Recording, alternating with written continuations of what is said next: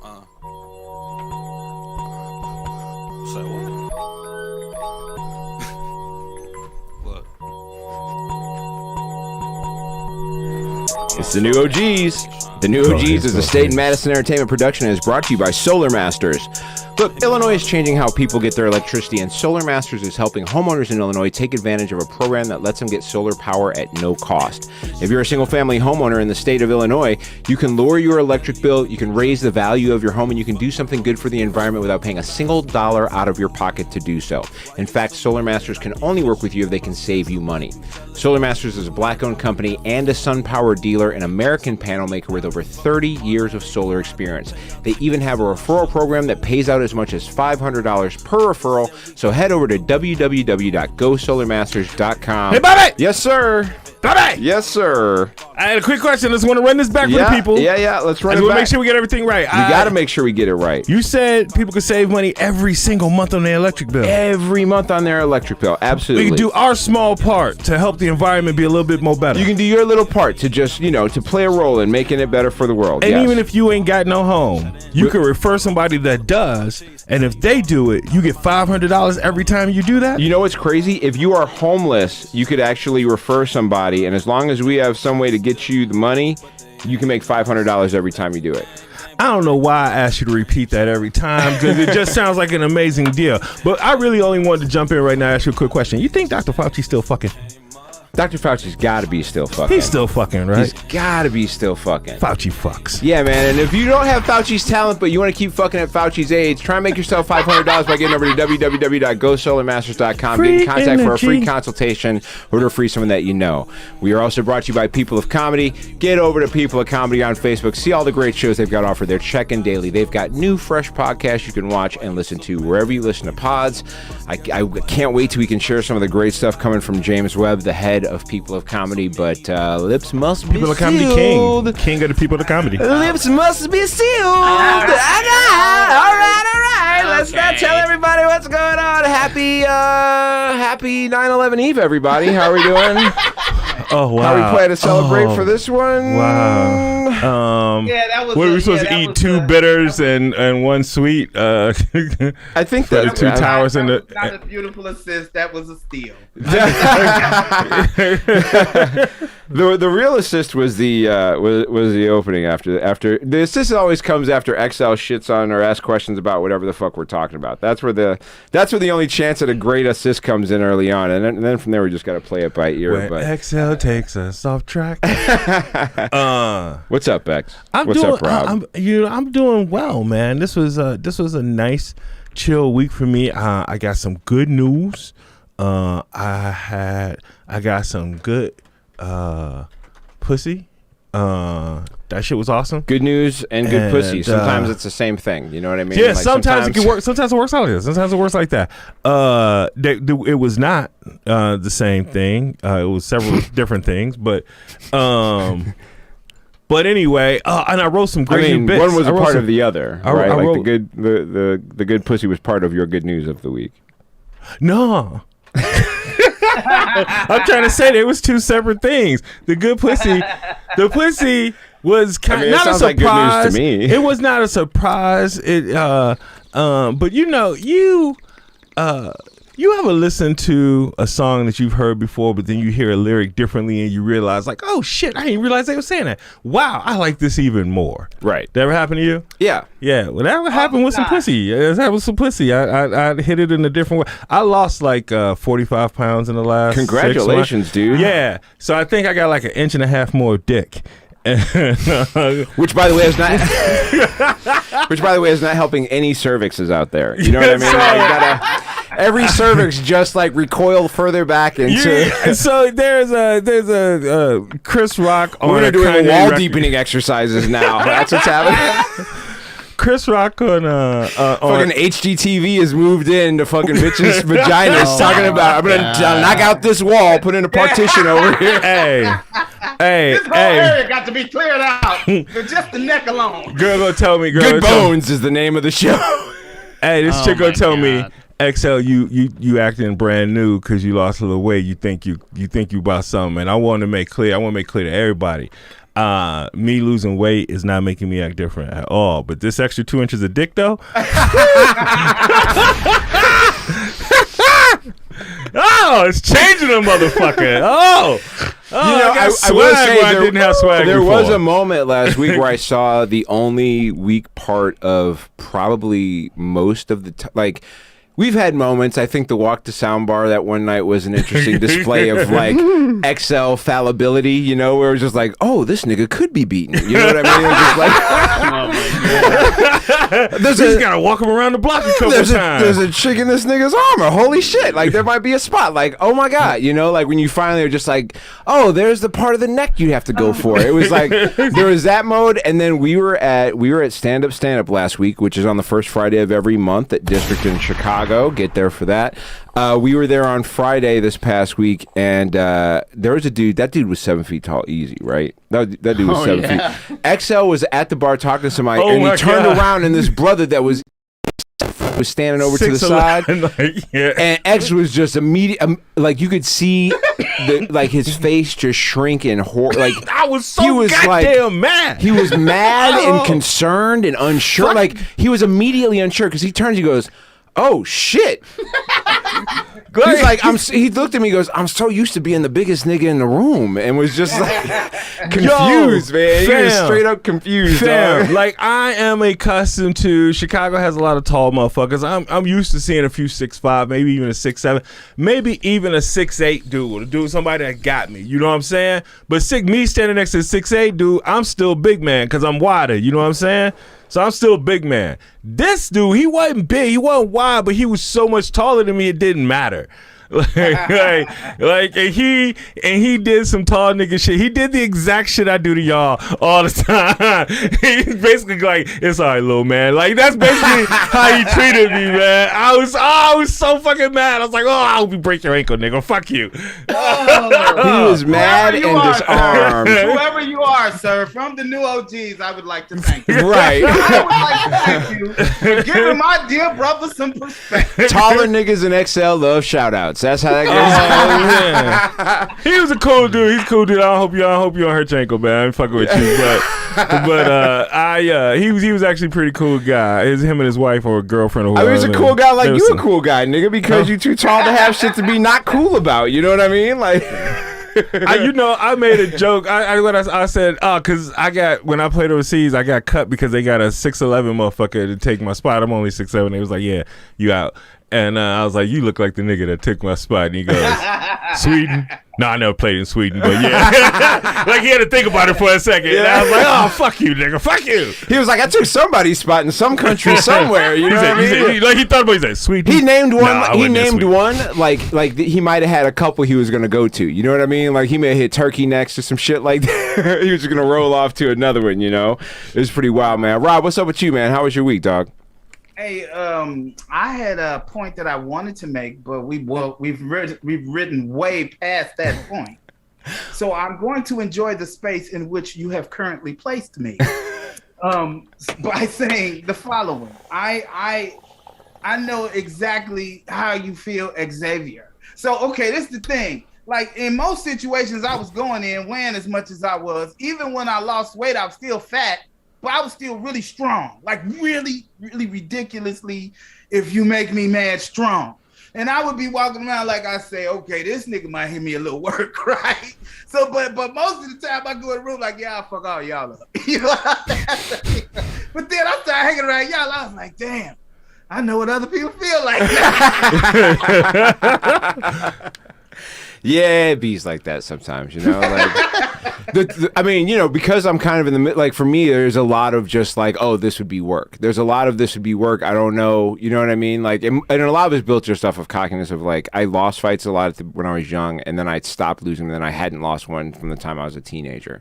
And like for a span of like a couple of decades, any fight I got in, I was pretty happy at the end of it. You know, like not even just like dogfight happy, just like, wow, I'm up to another motherfucker. Like this is wild. Like I got a streak going. But like now I also know that all these MMA motherfuckers, like I wasn't taught. I know some things, but I don't know any official styles, my nigga. I'm not gonna hit you with like, you know, rehearse. These niggas is in the gym every day, fucking rolling around. That's why I'm out, because I know there's some crazy shit to say, but I swear to God it's true, because it was like right in my wheelhouse.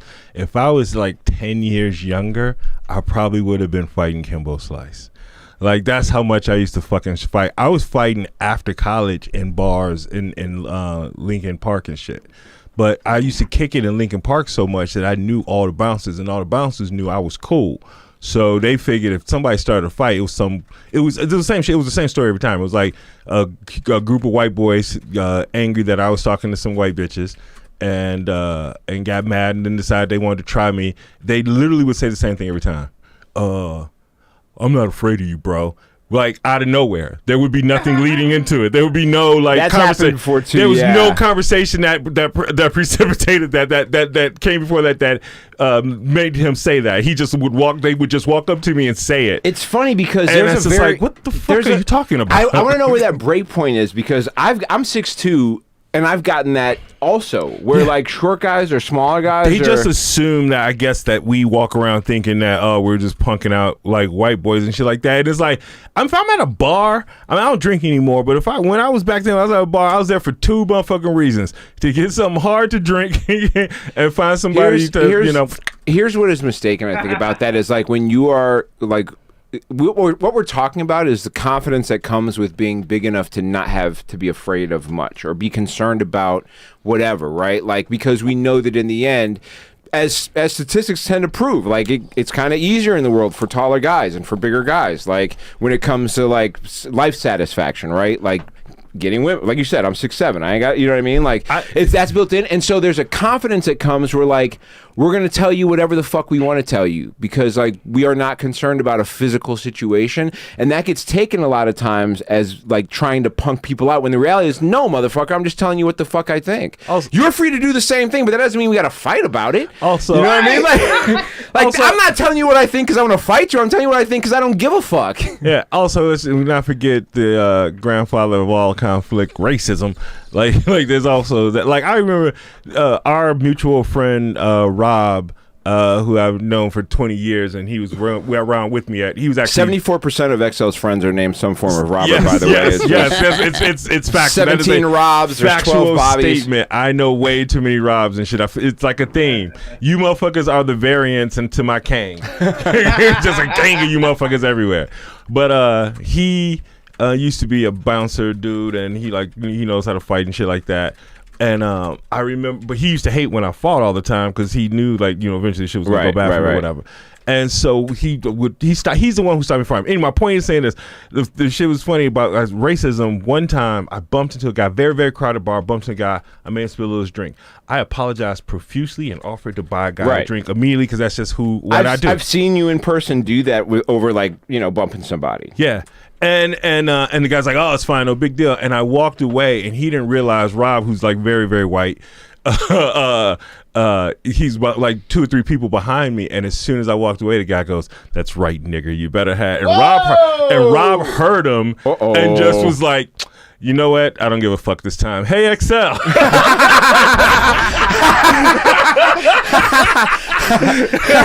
How'd it go for that dude? It went badly. It went really badly.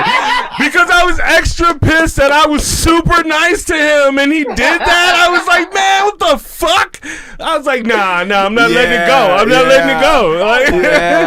Oh, do you know?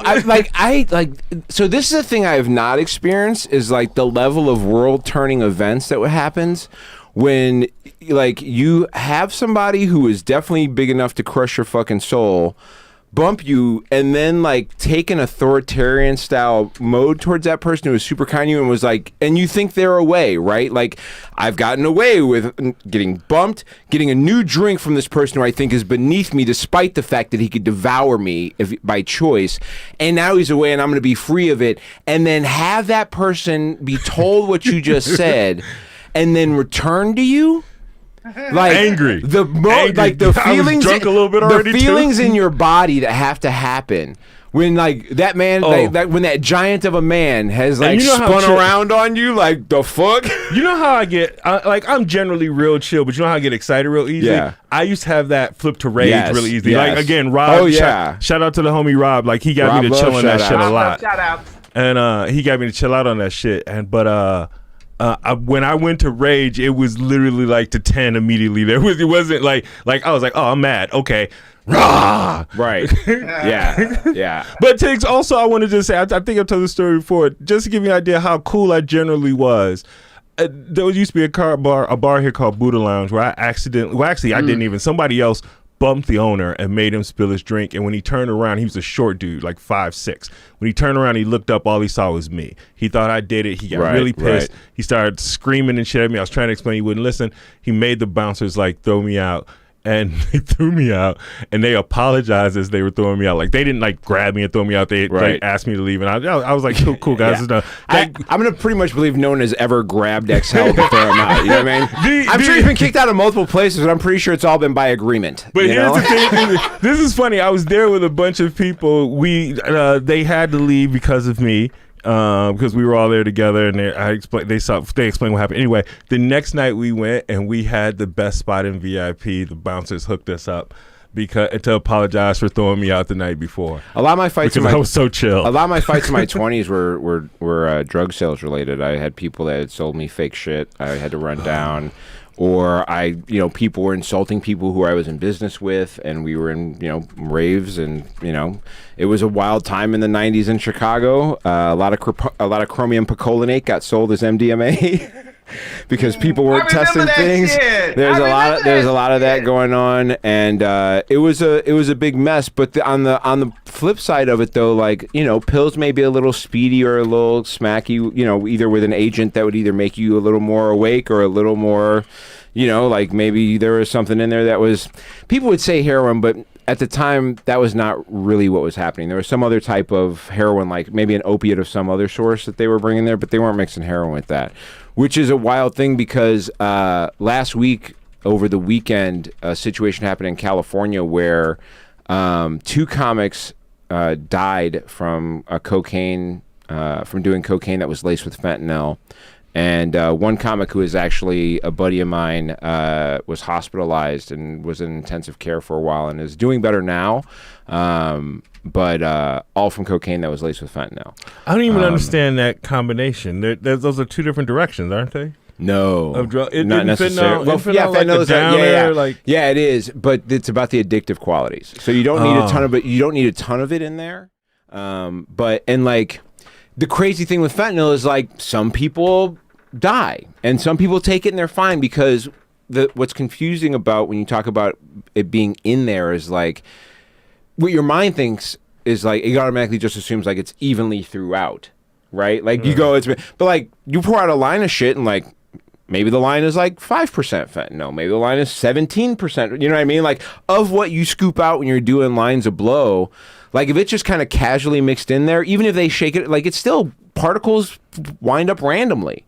And sometimes the amount you pull out is a larger amount of fentanyl that's been pulled out than a larger amount of cocaine. And it doesn't take a ton of fentanyl to fuck you up really badly. Man, they done fucking ruin cocaine, man. God damn. The thing that's been... there's 2 things that are out of it. And I hate how I have to say this very because close stuff. We live in a world that's kind of like created this situation about drugs where like I've seen so many fucking times people saying shit about hard drugs. Yeah. As if that is a thing. There is no such fucking thing as hard drugs. There's just drugs. It's all drugs. If you sat down and you drank 15 pots, as many pots of coffee in a day as you could, you would also be fucked up. Mm-hmm. You'd probably be in the hospital. You know what I mean? And people every day wake up and take in caffeine. People that quit drugs and tell you they're sober are drinking coffee all the time. Right? This guy. Like all the outpouring, of people that wanted to say something about like, well, yeah, and like hey man, if anybody who struggles with something, my dad was a longtime heroin and cocaine addict who got himself clean. And so anybody who is dealing with a situation and can pull themselves out of it in whatever manner works for them that isn't harming somebody else to do so, good on you, right? But there's also this thing where like we're deciding what drugs make you sober and what drugs don't make you sober. And I'm not sure that's real. I just don't know how real that is. And I don't understand like they didn't overdose on cocaine. Overdosing on cocaine is you do so much cocaine that it fucks you up. That is overdose. They were poisoned. Yeah. They were poisoned by someone. Whatever it is that you're like if they were drinking coffee and there was fentanyl in the coffee, they didn't overdose on coffee. Yeah.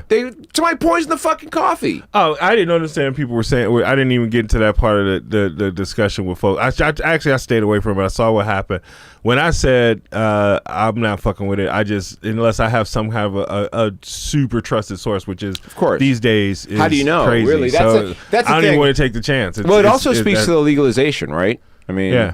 Also, the fentanyl thing really bothers me, and you would probably know this better than I would. Can that be made on the street? Isn't that one of those?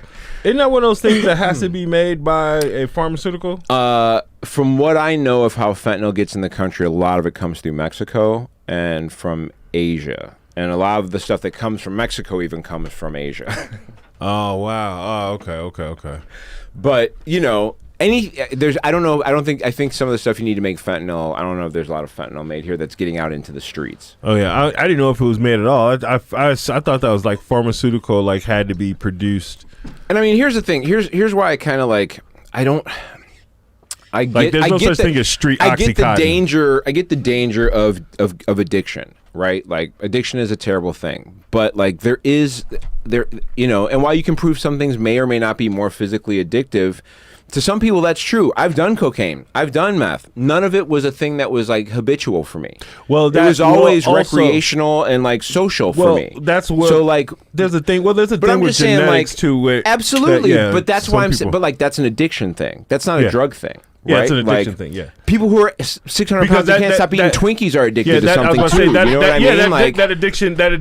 That addiction trait manifests itself some way. Yeah, right. Yeah. Like, oh, you've stopped doing all the drugs except for the nicotine that you now smoke every 15 minutes when you go outside. It's just like, you know, people get locked into things, patterns, things for relief, things for comfort. That can all happen, but you know.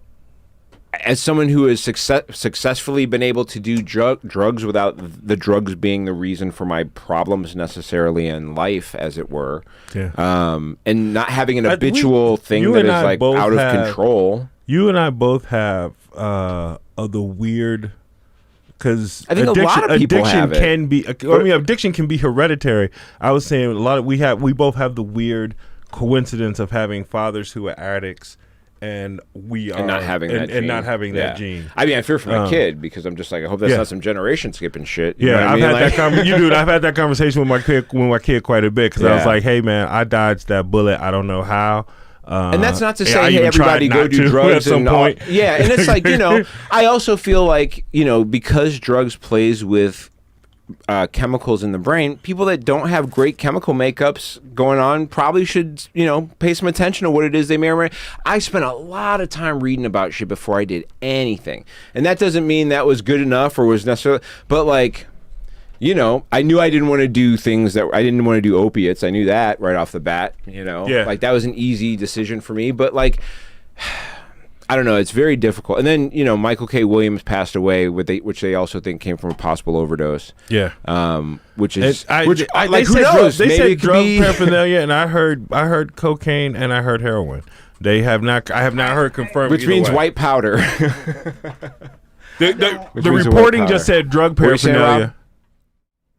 I just, my perspective, I understand, and I can agree with you to an extent, but my thing is, I just saw too many of the effects to just be like, you know what I mean? So that's why it took me so long to even smoke weed. Yeah. Even though the coolest people in my life smoke weed, I still like, I don't know, man. I seen what this crack shit is doing.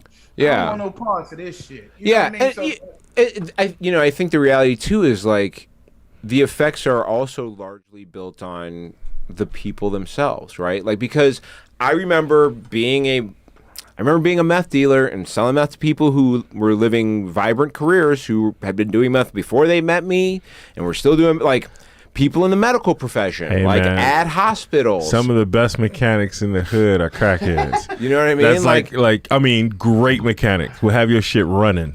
And you know, the reality is that anything can tear somebody's life apart. Yeah. You know what I mean? Like, addiction to anything can tear somebody's life apart. You know? And it's a difficult situation to deal with, but I know that there's also an industry built around a lot of this shit too.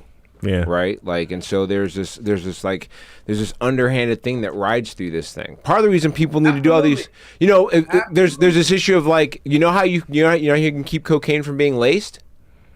Sell it in a fucking store where there's regulation and there's measurements. So, like, right now, if I go to a dispenser, I could walk into there and it says 27% THC. Oh my God. You know what I mean? Like, oh, okay, let me go figure out what the fuck I'm gonna get here. Yeah, I was Right? just thinking of the lawsuit between them and Coca-Cola. Here's the problem with that. The people who are currently getting that money will have to find another way to get that money. I mean, that's what the situation with weed is right now, right? Right. But I'm saying, though, that means that you're gonna have to pay taxes on it when you ain't been paying taxes on whatever. I mean, but you also avoid the potential of being in a hospital or being going dead. to jail. Or going to jail, right? to acquire it. No, the dudes who actually do it, they already made them felons. You know what I'm saying? Obviously, the reason why it won't happen is because you can't keep a prison population going if you have all this shit going on. Somebody was talking. So, my partner's a psychologist in a prison and was dealing with a situation where, the only reason I know I can talk about it is because they only talked about the stuff that I'm allowed to know about. So I'm like, okay, but, like, they've been on lockdown because of an assault that happened there, and which means, like, the people who work in other jobs, like the psychologists, have to also, like, now go work in the kitchen. And somebody was really confused about why that happens, and they had to explain to them, like, do you not understand, like, being in prison means that you are working in, like, people think working in prison is like Shawshank. You're maybe that dude who goes around passing the books out and shit. 90% of the functions that happen in the prison are done by inmates. Yeah. They do all the shit that goes on in the jail. The prison wouldn't work if I would like to blow your minds. We would lock down the Cook County Jail and still send people out to work. Can't stop. You dig what I'm saying? Wow. Well, the way it works in the state that this person works in is when it's on lockdown, they ain't out. The inmates that normally serve the food, they don't leave to go serve the food. Other people come in, even if they had to bring in the National Guard to help out, like, literally, if the inmates said we aren't going to work anymore, that could go on for like a couple of weeks with the National Guard standing in, but then it would just fall apart. The difficulty is the difficulty you'd find with the concept of Liz Estrada, right? Like, at some point, somebody gonna break, right? Somebody gonna be like, shit, 5 cents an hour is better than sitting here not making nothing for all this time I'm being here. Again, allow me to. Well, Illinois may be different than the state we're talking about. No. That's not what I'm saying. What I'm saying to you is, if you allow that, it will fix itself. I'm saying motherfuckers do not like being in a cell. Right. Exactly. That's what I'm saying. Man, so that's what I'm saying. Like, it is exact, dude. They could do that tomorrow. Right. You dig what I'm saying? Right. If they could all quit tomorrow. Yep. And then all you gotta do is put somebody there to watch them. So you put 4 motherfuckers. Dude, I'm telling you, you will never. The type of person that you pick to do this type of shit got the type of case that you ain't gonna pick no motherfucker that did 17 murders to do this shit. You know what I'm saying? It's the type of motherfucker you gonna pick. It's gonna be a dude you understand. And man, I'm telling you, it changes shit. These guys are begging you to come work. Oh yeah. Begging. Oh yeah.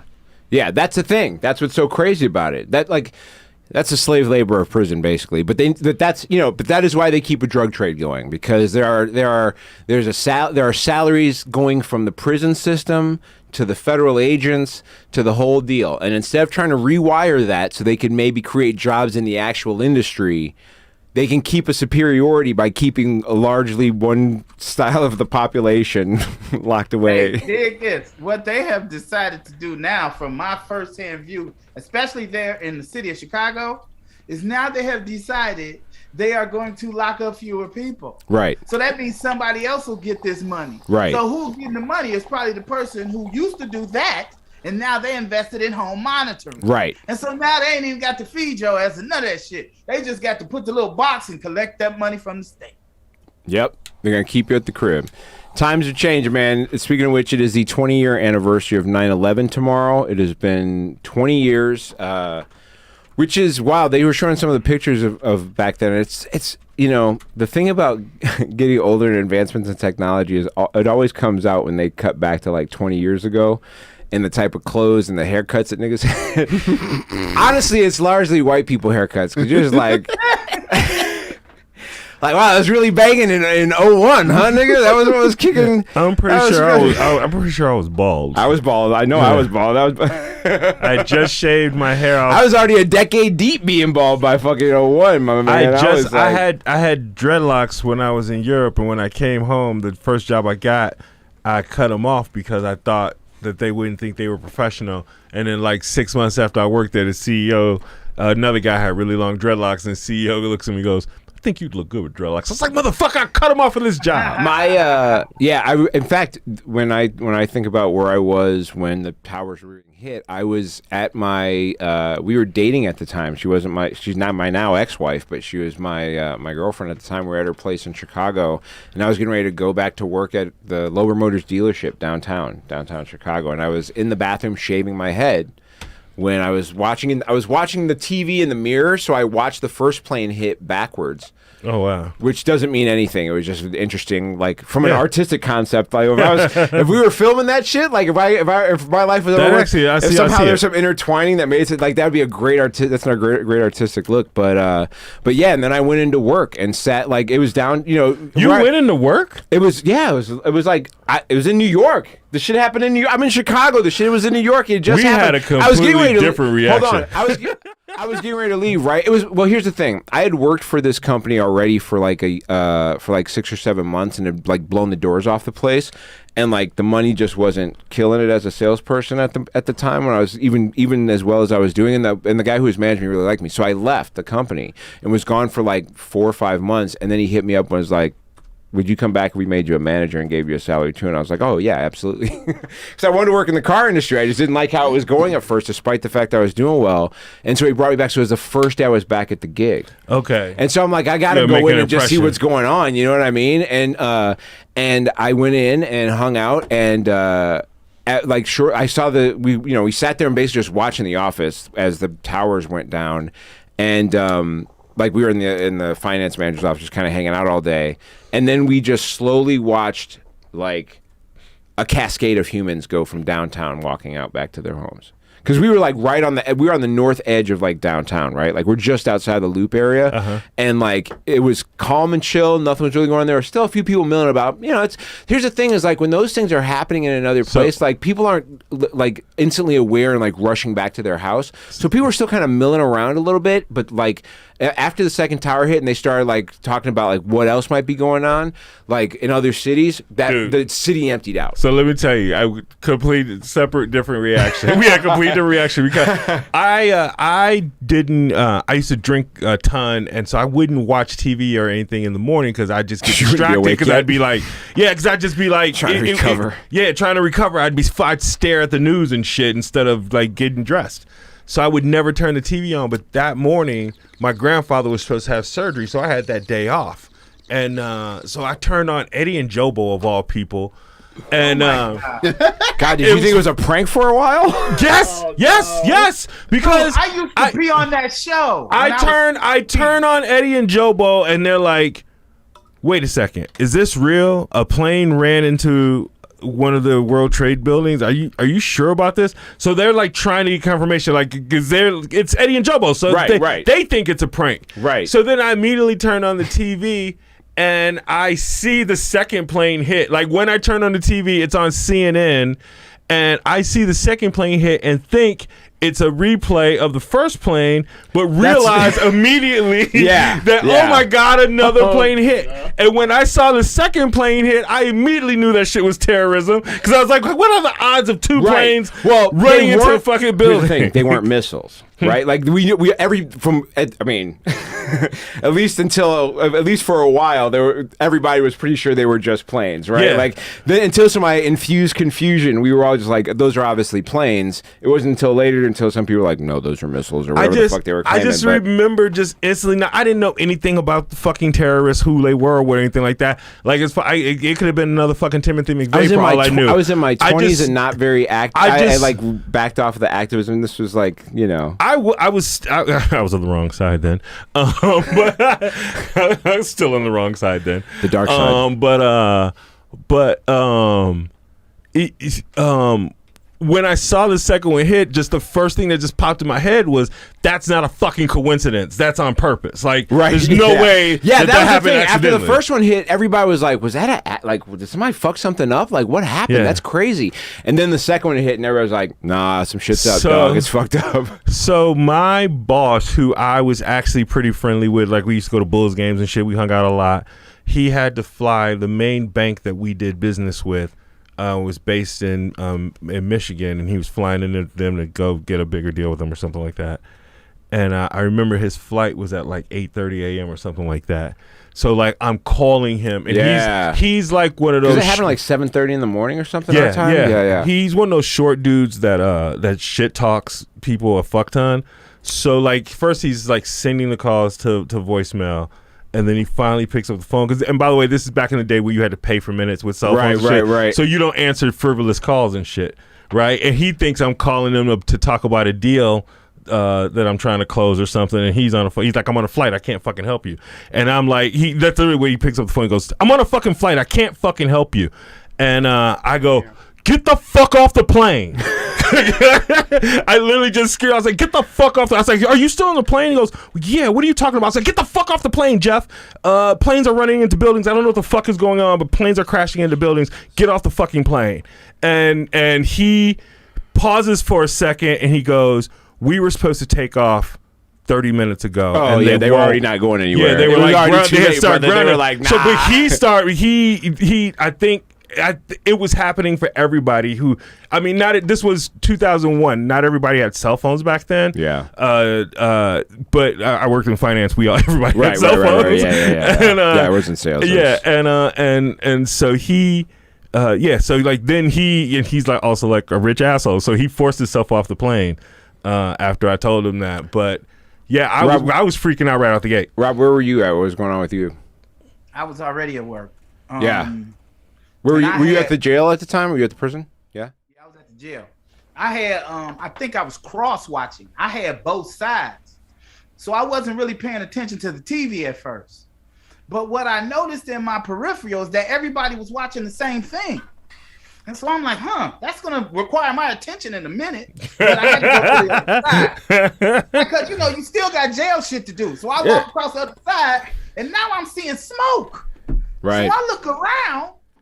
And I'm hearing the commentators now. I'm actually listening, and this is like they saying like this is a terror attack. We don't know what is happening. But the second plane, and as they saying it, they replaying it on the loop. Right. And the second plane, and bam, I'm like, oh shit! I had just got married like a couple of weeks before that. We had just come from our honeymoon. So I'm like, oh fuck, I got to find where my lady at. So I was like, fuck you niggas. And they telling me to lock up everything. And I'm like, yeah, fuck that. So I'm calling and shit, because my thoughts is, ain't nobody finna attack no niggas. This ain't this some shit you bitches that started. You know what I'm saying? So I ain't concerned. Hey, man.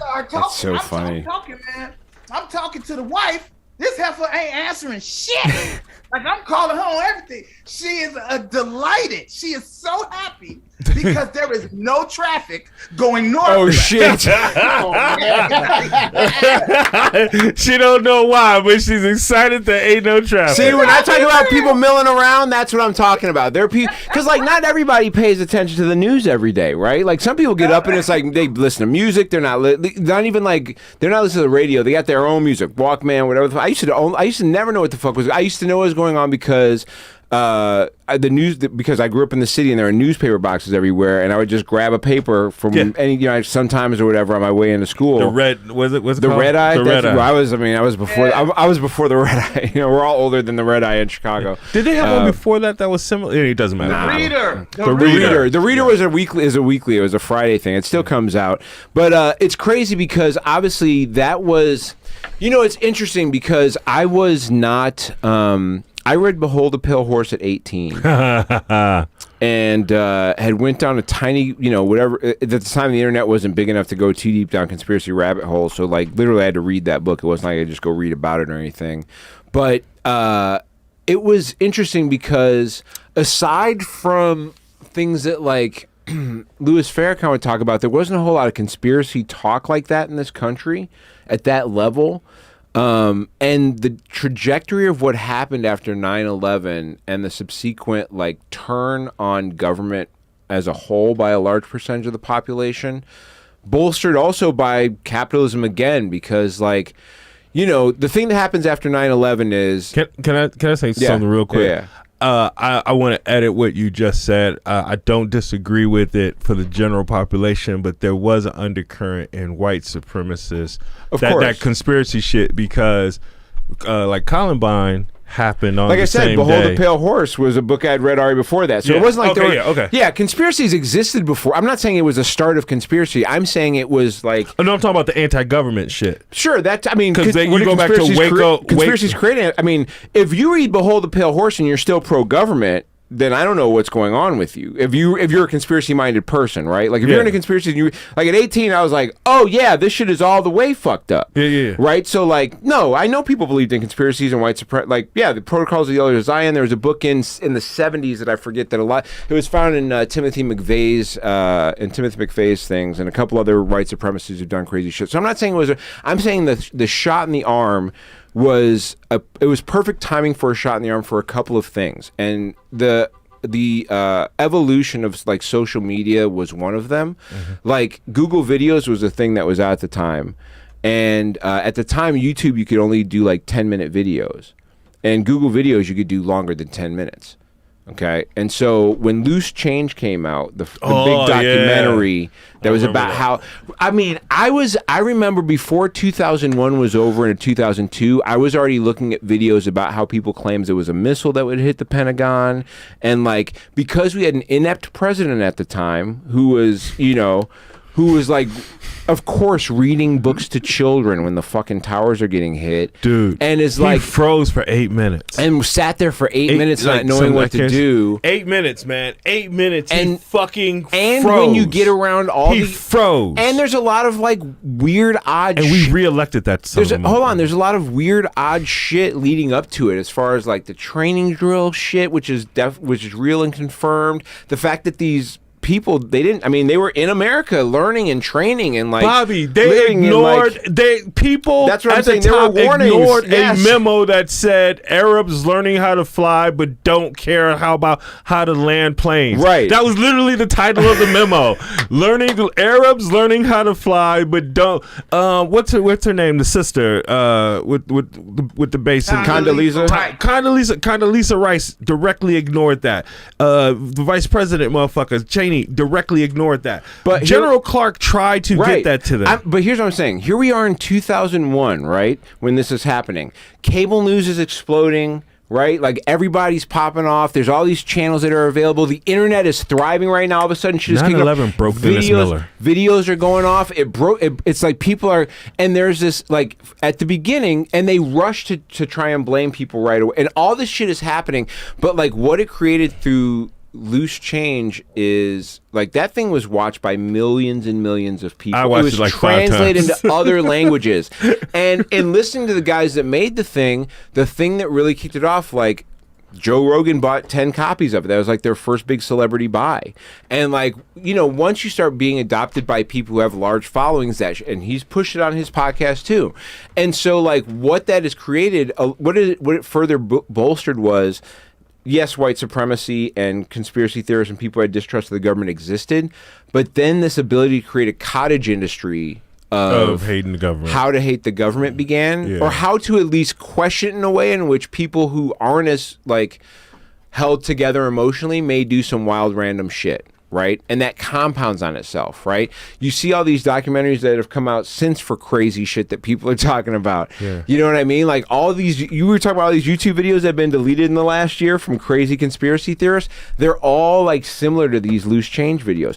But like that leads to what happens when, you know, like the crazy thing about the loose change video though is they had some real shit in it. The Swift boat shit in 04, the birther conspiracy, the fucking, you know, the emails, the, you know what I mean? Like there's all these things that just you kind can of like make anything sound, but it's built like but a it's conspiracy. all built off all you of, got to do is have one of those videos, and then like when you say something, you change the music to like a doo, and you're like, and why would he do such and such if he was blah blah blah? And it's like, yeah, it's a fucking formula. And it's wild because here we are now in 2021 where we are handing Afghanistan back to these people that this situation has created in the first place. A situation started by a guy who in the early 80s was part of a group of people who were fighting Russians out of Afghanistan then.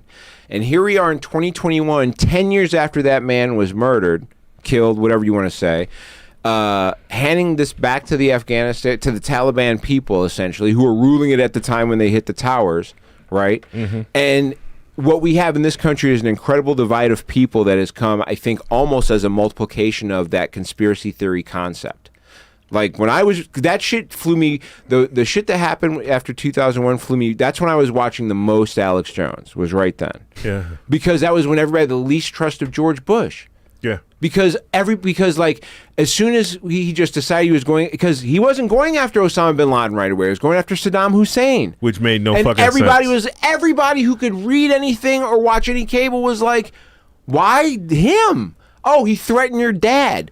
That was the whole gimmick, right? Yeah, they wanted oil. Ultimately, it didn't even have anything to do with Bush. It was fucking Cheney. Right. Cheney wanted to and do Rumsfeld. that shit because he wanted. Yeah, they had plots on trying to steal the oil. Why did Dick Cheney choose his motherfucking self to become vice president? Because they knew they had elected an idiot. Exactly. And they needed somebody to watch the store. Exactly. And they was like, okay, get one of the dudes directly from oil. I have no idea how direct this is. Obviously, it's from a movie, but is it not Apatow? I can't think of it. But they did a movie that was like supposed to be like how it's called Cheney. Or is it called Dick? Dick. It's called Dick. Yeah. It's a great movie. If you haven't seen it. Yeah. Batman plays Cheney. He gets all Vice. Christian Bale. Vice. That's it. Vice. Yeah. Vice. And but there's a scene where he's talking to George Bush, and George Bush he's like, well, I'd handle defense and agriculture and international affairs, and I'd handle the military, of course, you know, blah, blah, blah. He like lists basically everything that the president's supposed to do. He's like, I'll handle all that. And and George Bush is like, great. Yeah. Sure thing. Yeah. Like, well, and you know, obviously there's exaggeration there because that's, you know, it wasn't like, it's not pulled from any recorded tapes that they have, but like essentially that was what was kind of going on. George Bush didn't give a fuck about invading anybody. Dick you know what I mean? Still not on, like you can't see his house on Google. That's crazy. Like, yeah. But like you throw in like what Rudy Giuliani got off of that, his profile was elevated off of that, even though he was not doing anything good in New York at the time. Nothing. He was doing nothing good in New York at the time, saying that, except for saying nice things about first responders. He held a megaphone and like wore a cheered cool on. helmet. Like he was a cheerleader, you know, at a time when the city and the nation needed it. He was the good superficial whatever. You know what I'm saying? But he's a piece of shit. But when you look at where we are right now in this country, and you see the level of division that we do have going on, the reason why I think we are as afraid as we are now, not that we wouldn't be afraid without that, we'd probably be afraid in some other ways, but like that was an extreme catalyst for the level of division that's going on now. The economic stuff in 2008 was a fallout of that because recreating trust in America and buying back into America was a big deal after that shit happened. Flags were out everywhere. Motherfuckers were super kind to people for like a long ass time. Yeah. People were polite. People were all about like putting money back in. People's houses all of a sudden started gaining value. You know what I mean? Like houses became worth more and more money. And then the 08 crash happened. And then the distrust of government grows even more, right? Because we realize how much more it's on bullshit. People who thought they had made it out of the problems because of America were like, fuck America. We're gonna keep it. I'm not getting the whole story, but we do got that shit was that shit was so crazy when house values started going up like insanely like that I quit being in a business where I made a lot of money selling that shit because I literally was like, I don't know what I had no idea. This is not like I was predictive. I didn't know what was gonna go bad, but I was like, this can't keep going. Like it just doesn't work like that. It just doesn't work like this. We can't. And they kept coming out with more and more. It was like watching the first internet bubble where they were just like where companies were getting all types of crazy investment money and had nothing. I think that might have shaped my thing because I was in college studying finance when the internet bubble happened, and I had a professor. The internet bubble happened the end of my junior year, I think, and I had a professor that from my freshman year up to that point had been constantly saying, this can't keep going, guys. Like he kept saying, like, I know some of you are making money doing small investments and stuff, but I just need you to understand you can get out. Like you can't keep going. He used to say it all the time. He ran it down. What? It's kind of weird because being a little older, I can see the pattern a little longer because I was in politics when I was 10. Sure. Like when I was 10 years old, I was like, why they gonna tell women what they can and can't do? This is right. what I'm thinking in my mind. Yeah.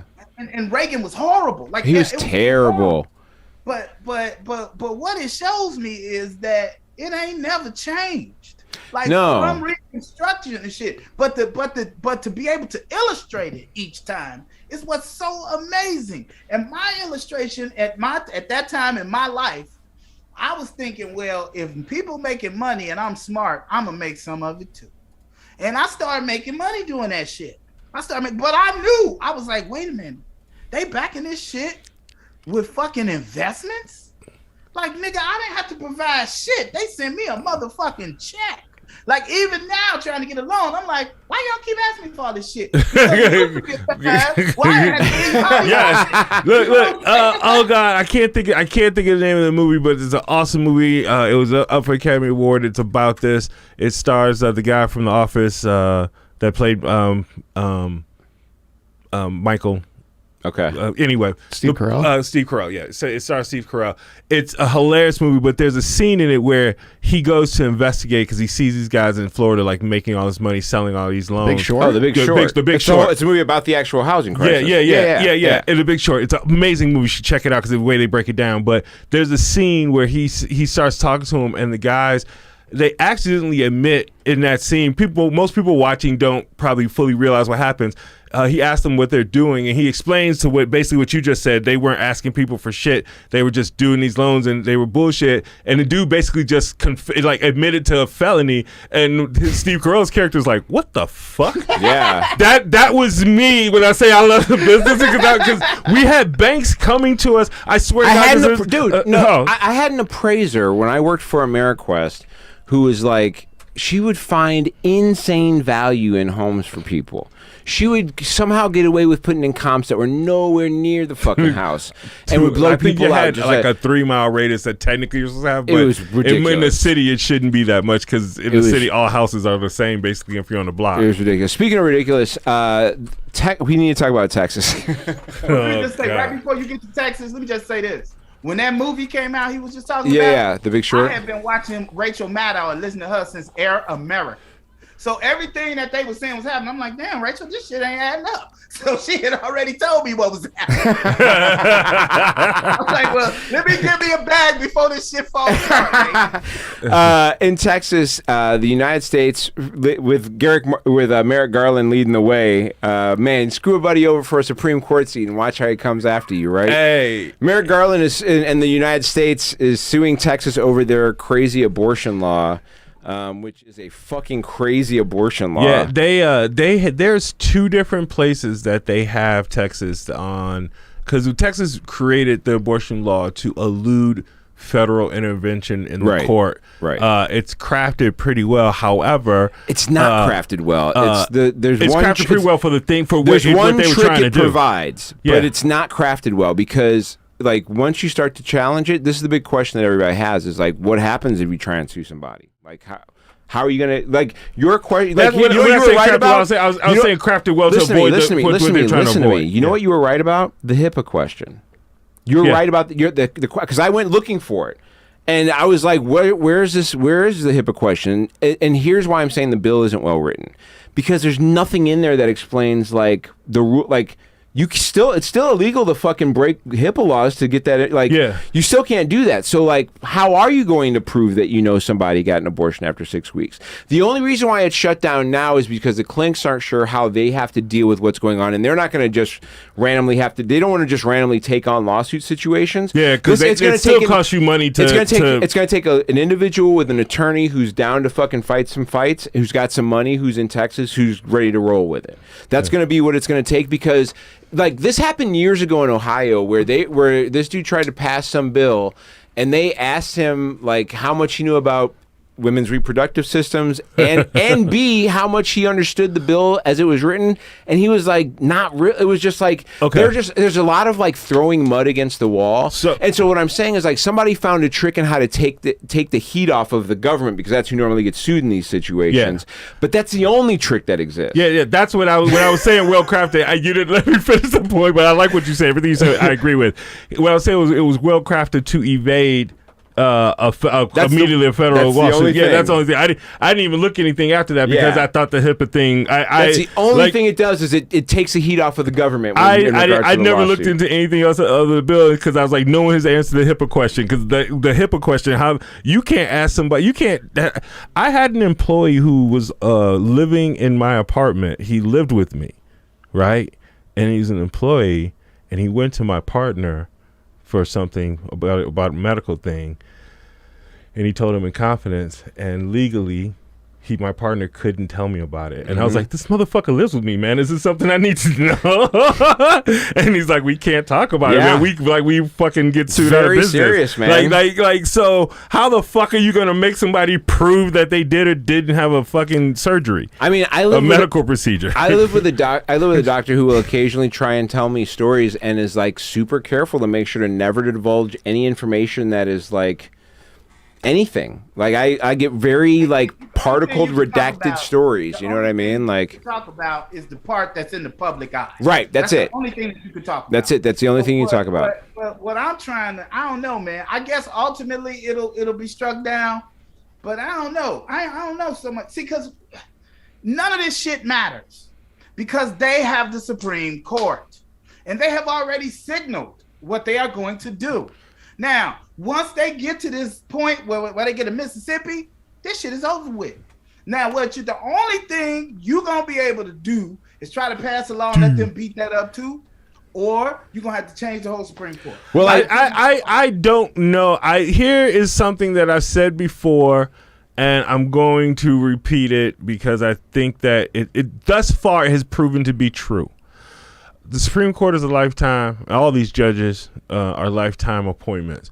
Like, even though people have political affiliations, they don't have people that they owe stuff to in the same way that a congressman or a senator does, that they constantly need somebody. Because there's going to be a Supreme Court justice for as long as they fucking want to be a Supreme Court justice. Stephen Breyer's proven that to be true. And and so with that being said, they care about history, and they care about if they do a precedent that immediately gets struck down because it's absurd.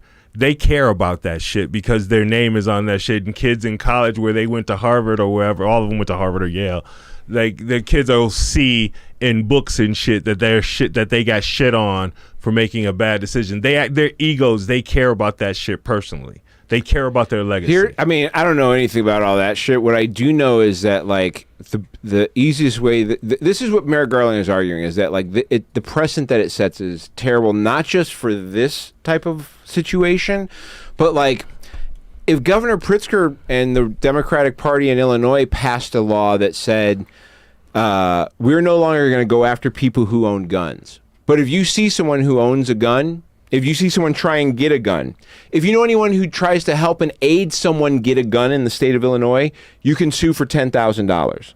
Anyone and everyone involved in that gun situation, seeing, helping get, shooting, owning, trying to carry across, anything gun related, you can sue that person for $10,000. And like treat gun shops like abortion you clinics. could do that in a number of different ways, right? If you see someone who is being discriminatory towards a trans person, who is making fun of, abusing, you can sue that person for $10,000. You can create these laws that take the government out of having to enforce it or being in a place of being sued for the situation, and flip this around. And I think that's where the precedent fight is going to be on that.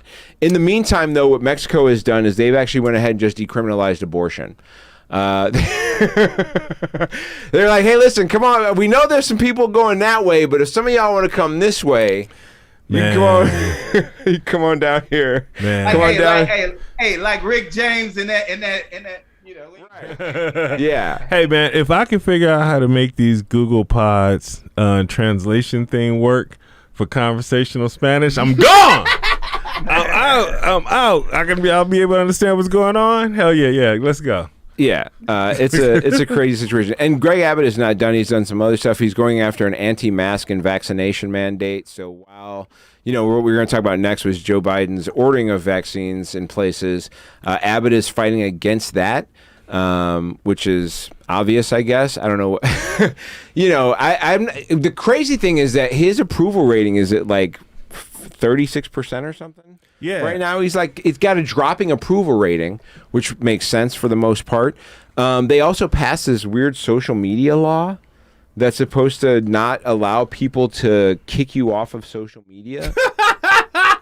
What? Right? It's like, how do you even enforce it? Are you going to prevent people from getting to Facebook from Texas? Is that what you're going to do? You're going to lock people out of it? It's a law that bans kicking people off of social media based on viewpoints. Do you guys remember, like, back in the day? These were shows before our time, but we would have seen when we were kids, like the R Gang, the Little Rascals and shit like that. Remember the dudes that were the assholes, the bullies, and man, like these motherfuckers are 100% those guys, man.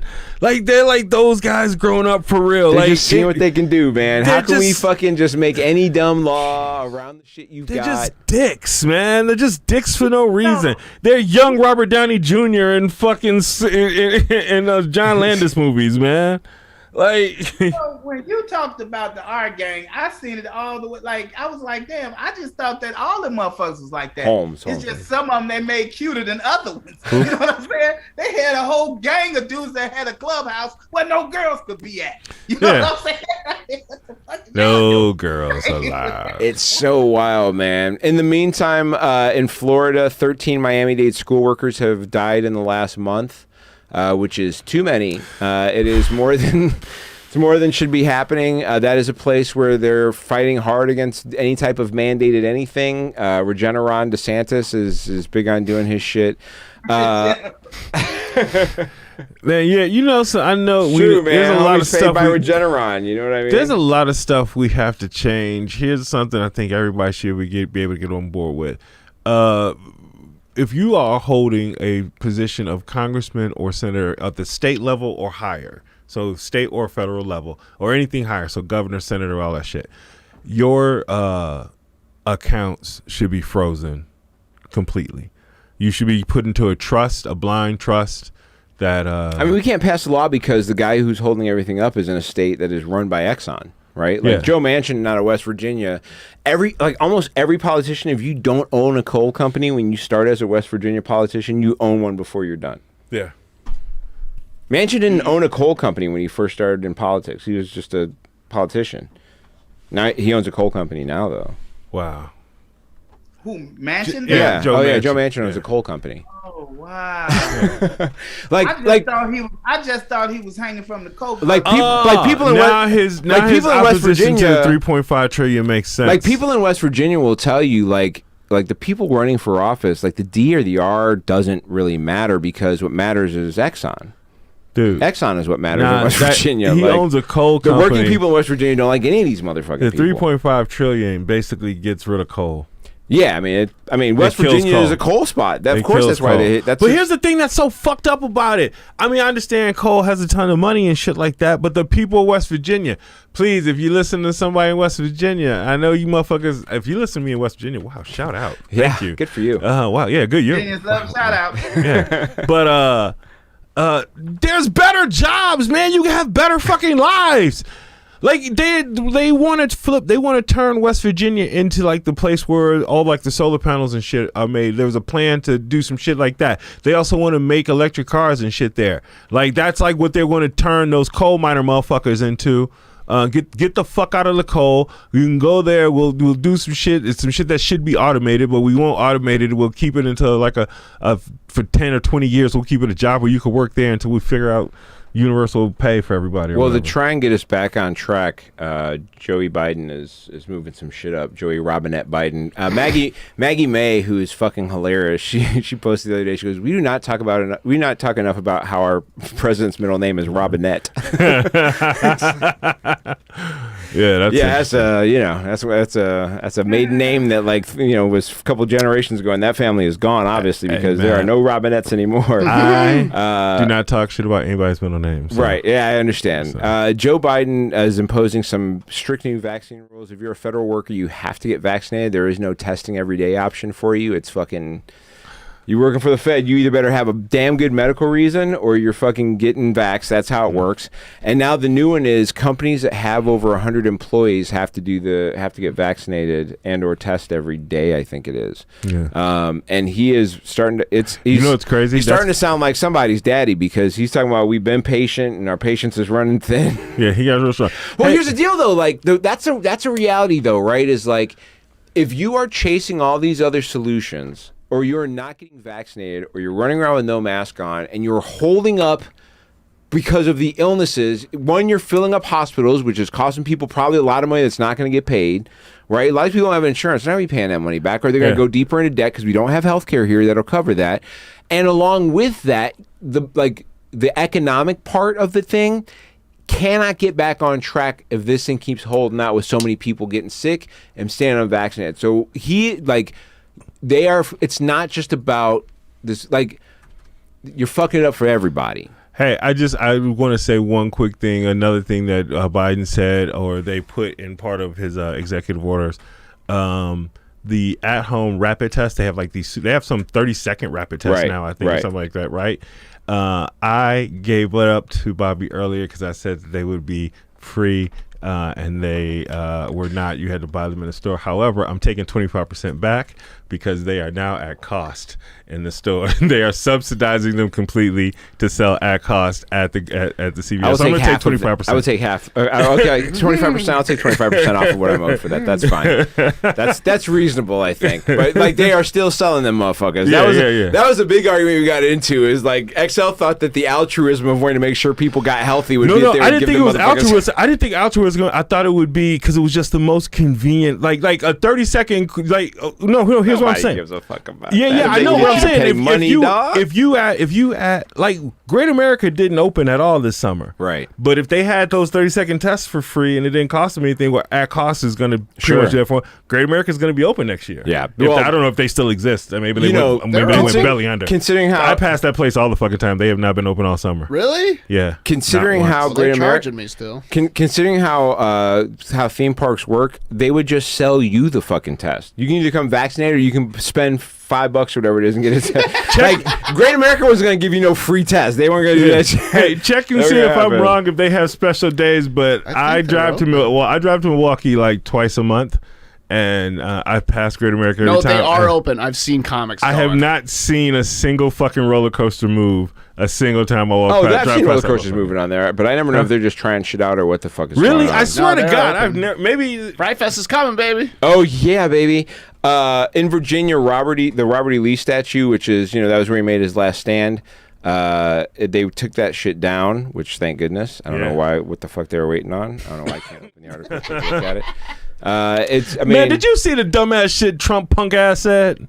This motherfucker gonna say Robert Lee was a great general. He would have, if it wasn't for Gettysburg, he would have won the war. Nigga, if it was, you know, well, shit. If it wasn't for a back injury, I'd have been 6'5". If Mike Tyson if Mike Tyson had knocked all those people out, he'd have never been champ. Yeah. What the fuck do you mean? If it wasn't for Gettysburg was the fucking deciding. That was the whole deal, man. It's a fucking deciding well, battle. if you remember, that statue in Virginia was one, and I mean, I say it was one because I've seen a number of them that look like that, but that statue in Virginia was just plastered over with shit when like at last year, that thing got covered up so quickly with other shit. I was down in Louisiana, and that shit was fucked. That shit was all plastered over too. They had already gotten into that. Hey James, is that a map that shows where their statues were at? Yeah. It looked like they said there was one in Illinois, and I didn't think there was No, one in Indiana. There's one in Indiana. There's two in Missouri. Okay. I was about to say I've been very proudly saying there are none of those motherfuckers No, in we Illinois. didn't do that shit here. The land of Lincoln. The land of Lincoln is not erecting statues. We're the only statues in Lincoln. Down in the corner at the bottom. What is that? The one in Missouri. Is that? That's It's probably Missouri. right on the border. It's probably Missouri. right on the border. Yeah. Oh yeah. They just. As soon as you leave East St. Louis, it's right there. I know what you really think. Come on over here. Yeah. Well, you know East St. Louis is black as fuck, so that's they probably do get that motherfucker right there just to remind motherfuckers as soon as they cross. It's different over here. There's this interesting environmental story. There's a plant. Where is this? Is this in Iceland or? It's in Iceland. So there's a new plant that opened up. It's called the direct air capture plant. It's gone online. It's supposed to suck carbon dioxide out of the air. Holy shit. Which is insane, right? Which is awesome. So what they're saying is like, obviously we can't reverse necessarily what's going on just yet, right? Like even though we know these are all the things we got to do, we know y'all whack motherfuckers ain't just going to jump on board right away, or it's going to take you a long time to implement some of these changes you're going to do. In the meantime, we can open this plant and it can suck out X amount of metric tons. I think it's 4,000 metric tons of carbon dioxide a year. Damn.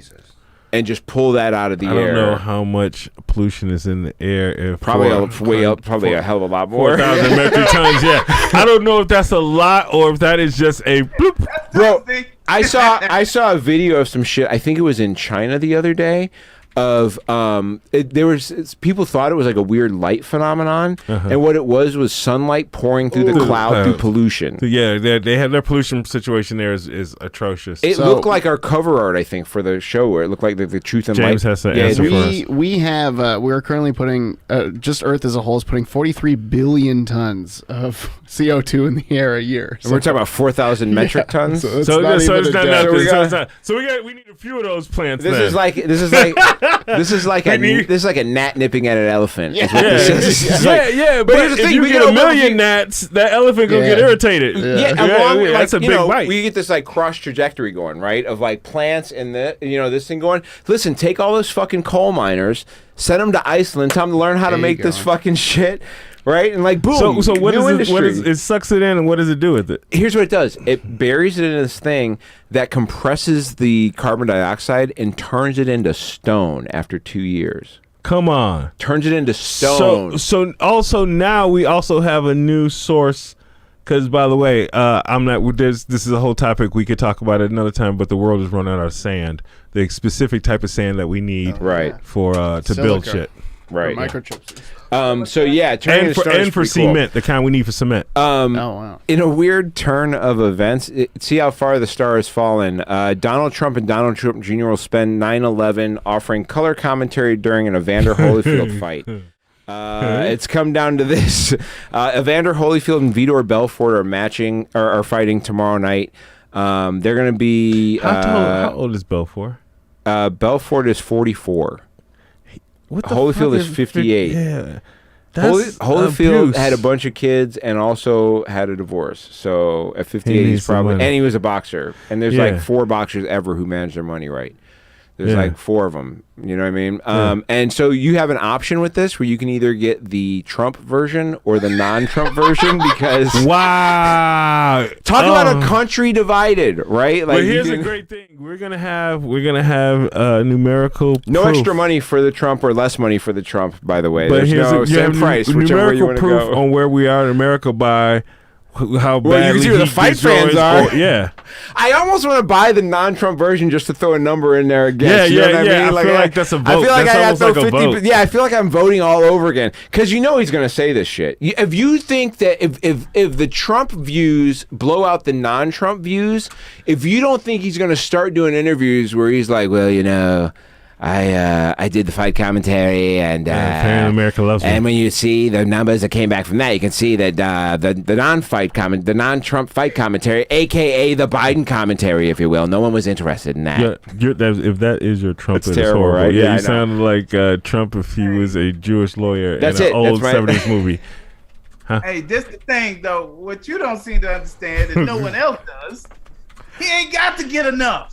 He gonna claim it anyway. gonna I was just about to say the same shit. I swear to God, I was gonna let you go out. I swear to God, I was gonna say the same shit. He gonna say the same shit either way. That's where it at. This where it at. I can tell you exactly where it's gonna be. He gonna say the fight was doing terrible numbers until I got involved, and then once I got involved, then they started to sell. Motherfucker, we was gonna do fine. We like seeing this old nigga for some reason get beat up. You know what I mean? Speaking of a place where you're not going to see Trump, Twitter has some new stuff that's coming out. They've offered out. They've got this new feature called Communities, which is super weird. It's like it's going to be like subreddits or like Facebook pages or groups, where if you want to talk about Bitcoin, there will be like a thing called Communities where you can join this community and then tweet within this community about like whatever that subject So is. there's actually gonna be an actual location for Black Twitter now. There will be a Black Twitter group, a community now, most likely. I would assume that would be one of them, right? Like, where I'm gonna be an admin in there. Yeah, I have new life goals. yeah, that's they've got that coming out, and now they also have announced that they're going to be adding to profile bios anything that is automated by bots. So when you see bot automated things, like they do things like scoregami is done by bots sometimes, some of the scoregami stuff. Like, do you know what scoregami is? Scoregami is like in sports games when there's a score that's never happened before. It's usually in football. Yeah. Like a score that's never happened before is scoregami. Okay. So, like in the NFL, if it's, there's been a couple Super Bowls. They've been like weird, like 55-10 was, I think, a scoregami game where like there'd never been a 55-10 game score in any football game ever before. Yeah. But there are bots that can tell you like the prediction based on how a game is going, like what the percentage possibility of a final, like there's bots that do all that shit. So they've added a couple new features, which I think makes Twitter pretty interesting. There's a weird phenomenon that happened in Mexico that I didn't know was a thing until I saw what was going on there. They had a crazy ass earthquake there recently. They had this giant earthquake, and it was a 7.0 magnitude earthquake. Holy shit. The weird shit was afterwards. After it was happening, these crazy lights started flashing all over the place. Which I think we've got the video that's playing somewhere in here now, if you can see it. Yeah. So this is post-earthquake with these fucking crazy lights that are happening. That was actually coming out of the earth. Whoa. What? Those lights were coming up out of the earth? Holy fuck. That's some Godzilla shit, my dude. Yeah, basically, like the example that's given in the article that I read that was talking about was like Celestial's being born. If you took a roll of adhesive tape into like a dark closet and then you peel back a strip quickly, like you'd get a little flicker of light, just because of the energy that's being created by that and the tape and the adhesive. Like, it's not a direct correlation, but like there are reactions that happen that create flickers of light. If it's a 7.0 magnitude earthquake, the flickers of light are going to be fucking crazier. Those are like a bunch of sparks. Well, and rock. it's light. Yeah, it's light. It's not necessarily sparks. It's just like the reaction that happens. It's just energy. There's exactly what causes it. There's still like it's still out. Is it electrical phenomenon? They're not sure whether it's an electrical phenomenon or how that really, or whether it's a bright power flash or exactly what that is. But they're still trying to sort that out. What you call that stuff? Fracking. Yeah, the difficulty is you can't, obviously the only time you can ever really test it is like being ready when the shit is happening. You know what I mean? Like that's the only. Otherwise, you have no idea. You know, like it's not you can recreate that necessarily. You can't make an earthquake happen. Google Earth and then look away from the former vice president's crib and watch it happening. Rewind. You know they taping all this shit. The last thing I want to talk about is just a little weird personal rant about something that happened. There was a I guess a charity event of some sort or a support event that happened here recently. It was like a cops and comedy thing where a bunch of comedians got together to play a softball game with a bunch of cops, which I'm not in charge of anybody's shit, right? Everybody's got to live their own life and all that's cool. But it's just so wild to see, like, to be in a place where so many of our people are, like, treated so poorly by the serve and protect crew in this city. And the idea of like wanting to go out and like create this, and it like does nothing, right? Like you feel good because you feel like you think some bond was made over this, like some bridge was built between the cops and the city by this thing. No, you got together and played a softball game with guys who normally go out and fucking pull you over for a weird headlight out and they want to search your car forever. You know, like seeing guys I know that have survived off of doing things that are definitely jail, prison worthy, illegal, playing softball with cops like it's a cool time and taking pictures afterwards is insane to me. They are. It's just very contradictory and troublesome. And like the thing is, like, listen, like I said, hey man, wherever people's sensibilities lies and what they feel for and all that other shit, but it's just interesting to see. You know what I mean? Like that is for like we talk about this whole like comedians are supposed to be the contrarian view, and I've had some of the people I've had at least one of the people who was at that fucking game come at me in like I've like come about a post that he made that was like a shitty joke with accuracy, like oh well, this is what this actually means, and have him be like oh you can't and like I don't know, it just seems so backwards to me. Or false to me from somebody to go out and participate in a thing that there's no reason to participate in. And I know that may make some people who have, if anybody hears this or the story gets shared, it may make some of those people upset, and I'm sure they've got some reasons as to why they did it or think they're doing something. I mean, sure, you know what I mean? But like, you know, we're still fighting for fucking reparations for 400 fucking years ago. And you're out here playing fucking softball with them like everything's chill. It's not chill. It's not war. It's not chill, though. They shot your people like a couple of months ago, a 13-year-old in the street.